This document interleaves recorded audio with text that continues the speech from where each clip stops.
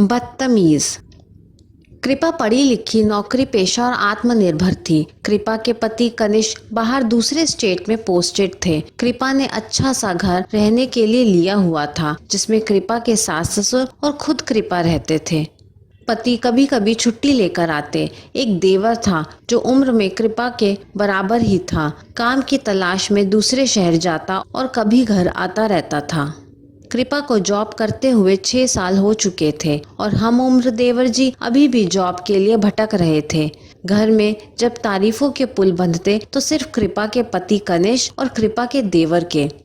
घर के सभी सदस्य कृपा को ढेर सारी जिम्मेदारियों का एहसास दिलाते नहीं थकते थे, पर कभी एक शब्द तारीफ का उसके लिए उनके मुंह से नहीं निकलता। और हाँ, कभी गलती से भी कृपा से कुछ हो जाता तो खूब सुनाया जाता। ससुर जी वैसे तो मौन रहते, पर जब सास बोलना शुरू होती तो उनकी हाँ में हाँ मिलाते।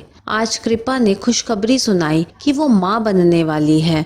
घर में सब खुश थे। शादी के बाद कृपा ने अपने घर की और बाहर की जिम्मेदारी बखूबी निभाई थी, और कोई कुछ कह भी देता तो एक कान से सुनती दूसरे से निकाल देती। संस्कारी जो थी, अपने आप को बिजी रखना उसे पसंद था। कृपा 9 बजे ऑफिस जाती और 5 बजे ऑफिस से घर को निकलती और लगभग 6 बजे घर पहुंचती। घर वालों की कामचोरी का आलम ये था कि जब कृपा घर आती तो देखती छत पर कपड़े जो सूखने को डाले थे वो अभी छत पर ही पड़े हैं। कृपा सोचती किसी से क्या कहना, मैं खुद कपड़े उतार कर ले आती हूँ। जब सुबह से काम कर ही रही हूँ तो इतना और सही। सुबह से शाम तक रोबोट बनी रहती थी वो। अब कृपा माँ बनने वाली थी। 8 महीने तक उसने जॉब कंटिन्यू किया और फिर मैटरनिटी लीव ले ली। ससुराल में उसे किसी से कोई उम्मीद नहीं थी। डिलीवरी के लिए उसने मायके जाने का प्लान बना लिया और कनिष्क को भी बता दिया कि ऐसे समय में वो अपने मायके रहना चाहती है। कनिष्क ने भी हाँ कह दिया। अगले दिन कृपा मायके जाने के लिए पैकिंग कर रही थी। सासू माँ ने औपचारिकता पूरी करते हुए कहा, क्यों बेटा, मायके में क्या है, यही रहो ना, यहाँ हम लोग हैं ना। कृपा मन ही मन सोचती, आज तक हाथ बटाना तो दूर, कभी मेरी थकान तक को महसूस नहीं किया जिन लोगों ने, वो डिलीवरी के समय क्या अपनापन दे पाएंगे। कृपा भी बैग उठा के मायके चल दी।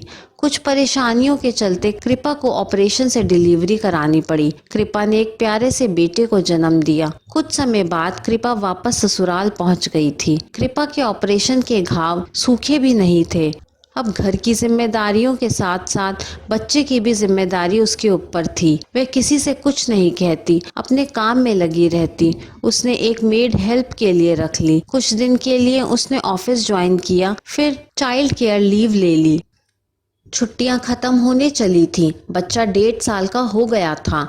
अब कृपा ऑफिस जाते हुए बच्चे को डे केयर में छोड़ जाती और वापस आते हुए अपने साथ ले आती।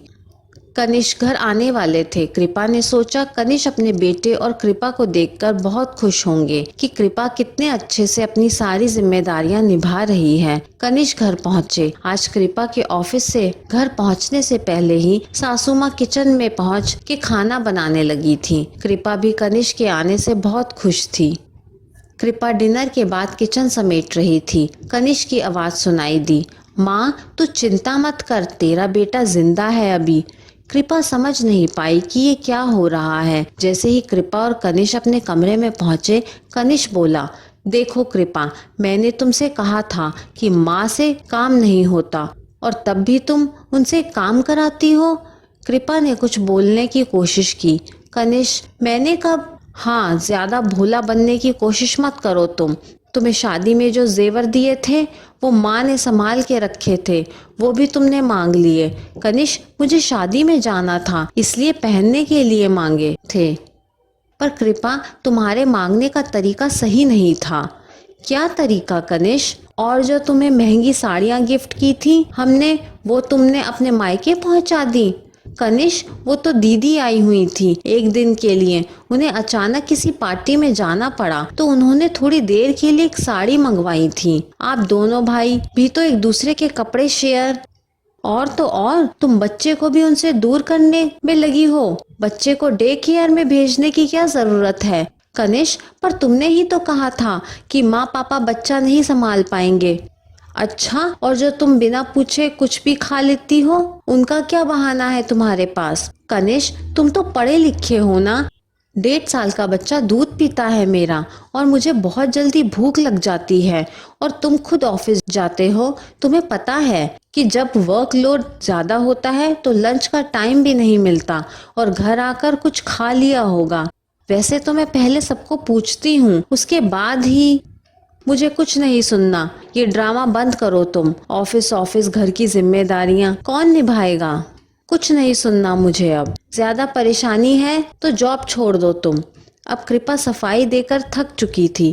कृपा तो कनिष्क के साथ कुछ अपनेपन के पल के आस लगाए बैठी थी। घर की, ऑफिस की, बच्चे की जिम्मेदारियां निभाते निभाते सूख कर हड्डियों का ढांचा मात्र रह चुकी थी कृपा। सोचा था सबको खुश रखकर कनिष्क का दिल जीत लेगी। सबको खुश करने में उसकी अपनी खुशी पता नहीं कहाँ लापता हो गई थी। कृपा का सूखा हुआ शरीर और आंखों के नीचे पड़े काले गड्ढे कुछ नहीं दिखाई दिए कनिष्क को। कृपा अचेत सी खड़ी खड़ी रह गई। थोड़ी देर बाद बगल से कनिष्क के सोने के खर्राटे की आवाज आने लगी। कृपा को नींद नहीं आ रही थी, बस सोच में थी वो। 4 साल से अपना तन मन धन सब लगा दिया जिस घर की खुशी के लिए। सब कुछ करने के बाद ये रिवॉर्ड। एक बार तो मन किया ऐसी जिंदगी से तो मर जाना अच्छा है। सोचते सोचते बच्चे की रोने की आवाज आई और कृपा बच्चे को दूध पिलाने लगी और मासूम से बच्चे को देखकर सोचने लगी, इसके लिए जीना है मुझे। और सोचते सोचते आंख लग गई उसकी। सोई तो संस्कारी कृपा थी, पर अब जगी थी बदतमीज कृपा। अगले दिन कृपा जागी और सीधा ऑफिस को तैयार हो गई। बच्चे को कनिष्क, जो अभी तक सोया पड़ा था, को सौंपते हुए बोली, बच्चे का ख्याल रखना, और ऑफिस को चल दी। आज उसने ऑफिस से भी हाफ डे लीव ले ली थी और अपनी दोस्त के साथ मार्केट घूमने चली गई। जब शाम को घर लौटी तो पूरा घर अस्त व्यस्त पड़ा था। कृपा के घर पहुंचते ही कनिष्क बोला, ये सब क्या है कृपा? आज तुमने खाना भी नहीं बनाया और सीधा ऑफिस चली गई, और बच्चे को नहलाया धुलाया भी नहीं और साथ भी नहीं ले गई। कितने मुश्किल से हमने सब काम किए हैं, कुछ पता भी है तुम्हें? कृपा बच्चे को गोद में लेकर मुस्कुराते हुए बोली, नहीं, मुझे क्या पता, मैं कौन सा कुछ काम करती हूँ। और किचन में जाके मचर मचर सेब उठा के खाने लगी। कनिष्क से बोली, अब ये मत कहना मैंने पूछ के नहीं खाया। आप लोग गेस्ट नहीं हो इस घर में, जिसे खाना है उठा के खा सकते हो। कनिष्क बोला, बदतमीज हो गई हो तुम। अब डिनर बनाने का समय था। कृपा बोली, डिनर कौन बना रहा है? आज कनिष्क ने कहा, तुम बनाओगी, और कौन बनाएगा? कृपा बच्चे को कनिष्क को पकड़ाते हुए बोली, तो आप इसे संभालो, मैं डिनर बना लूंगी। कृपा ने डिनर बनाया और डाइनिंग टेबल पर रख दिया और बोली, खाना रेडी है, मैं अब बच्चे को खिलाऊंगी और आप लोग अपनी अपनी प्लेट में परोस कर खा लीजिए। अब सासू माँ का ड्रामा शुरू हो गया। कनिष्क बेटा, लगता है बहू को हमारा यहाँ रहना रास नहीं आ रहा। कल सुबह की गाड़ी में हम दोनों गांव चले जाएंगे। कनिष्क ने तुरंत कृपा को बोला, देखो तुम्हारी वजह से आज माँ पापा गांव जाने को बोल रहे हैं। कृपा बोली, जिसे मुझसे परेशानी है वो जा सकता है, और जब एहसास हो कि कृपा क्या है तो वापस भी आ सकते हैं। मैं अपनी जिम्मेदारियों से भागने वाली लड़की नहीं हूँ, परंतु मेरी भी एक शर्त है कि मेरी लाइफ का रिमोट कंट्रोल अब मेरे हाथ में रहेगा। इतना कहना था, बस अब तो ये जुबान भी चलाने लगी है। देख बेटा, हम तो जा रहे हैं कल। कृपा भी अपने कमरे में आई और शादी के जेवर और साड़ियाँ कनिष्क के सामने फेंकते हुए बोली, ये लो ये जेवर और साड़ियाँ। जब मेरा पति मेरा अपना नहीं तो ये सब कूड़ा है मेरे लिए।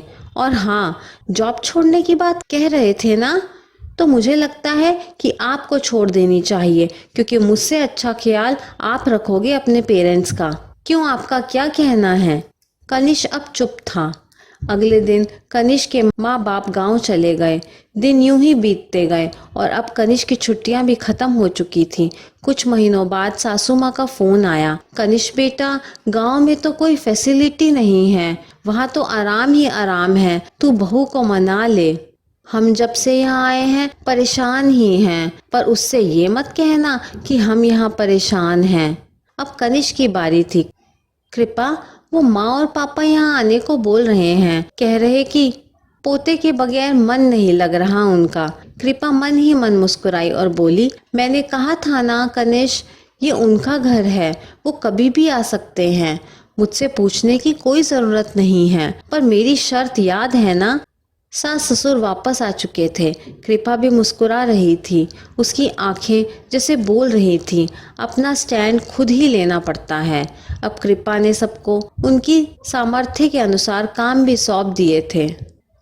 कृपा सारी जिम्मेदारी फिर से निभाने लगी, पर अकेले नहीं, अब उसने सबकी मदद लेना भी शुरू कर दिया था, क्योंकि थोड़ा सा बदतमीज हो गई थी वो। ये कहानी आपको कैसी लगी मुझे कमेंट करके ज़रूर बताइए। कहानी पसंद आई हो तो लाइक, शेयर और चैनल को सब्सक्राइब करना ना भूलें। कहानी सुनने के लिए आपका बहुत बहुत धन्यवाद।